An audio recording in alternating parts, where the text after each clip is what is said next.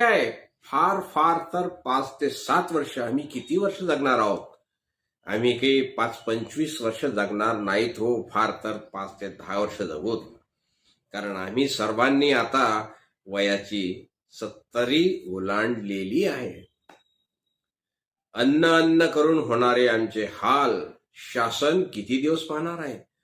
वृद्धापकाळात कोणता आजार झाला आहे हे माहीत असूनही त्याच्या औषधोपचारासाठी आमच्याकडे पैसे नाहीत आणि म्हणून आम्ही उपचार घेऊ शकत नाही. अन्न पाणी आणि औषधोपचारापासून आम्ही फार फार फार दिवस काही जगणार नाहीत. सर्वोच्च न्यायालयाचा केंद्र सरकारला आदेश आहे. 5 जानेवारी 2026 रोजी सर्वोच्च न्यायालयाने कर्मचारी भविष्य निर्वाह निधी योजनेच्या वेतन मर्यादेमध्ये बदल करण्याबाबत केंद्र सरकारला महत्वाचे निर्देश दिले आहेत. सध्या ही मर्यादा 15,000 रुपये आहे, जी 2014 पासून बदललेली नाही. न्यायालयाने सरकारला यावर गांभीर्याने विचार करून 4 महिन्यांच्या आत निर्णय घेण्यास सांगितले आहे.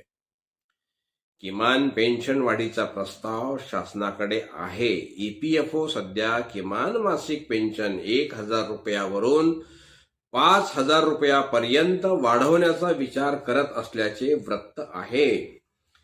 वाढती महागाई पाहता कर्मचारी संघटनांनी किमान 7,500 रुपये अधिक महागाई भत्ता डीए मिळावा अशी मागणी लावून धरली आहे. वेतन मर्यादा वाढण्याची शक्यता दिसत आहे. पेन्शनसाठीची वेतन मर्यादा 15,000 रुपयावरून 25,000 रुपये करण्याचा प्रस्ताव अंतिम टप्प्यात असल्याचे समजते. हा बदल झाल्यास देशातील सुमारे 1 कोटी अधिक कामगार पेन्शनच्या कक्षेत येऊ शकतात.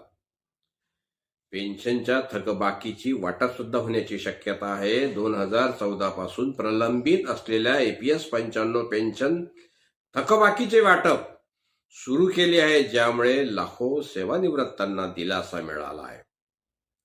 सरकारची काय भूमिका आहे ते बघू.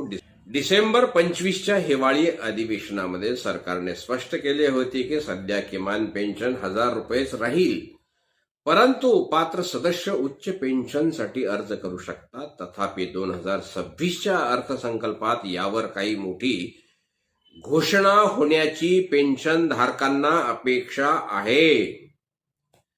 थोडक्यात सांगायचे तर आम्ही ईपीएस 95 निवृत्त कर्मचारी सध्या अत्यंत गरिबीत आणि संघर्षात आपले आयुष्य व्यतीत करत असून सरकारकडून ठोस निर्णयाची वाट पाहत आहोत.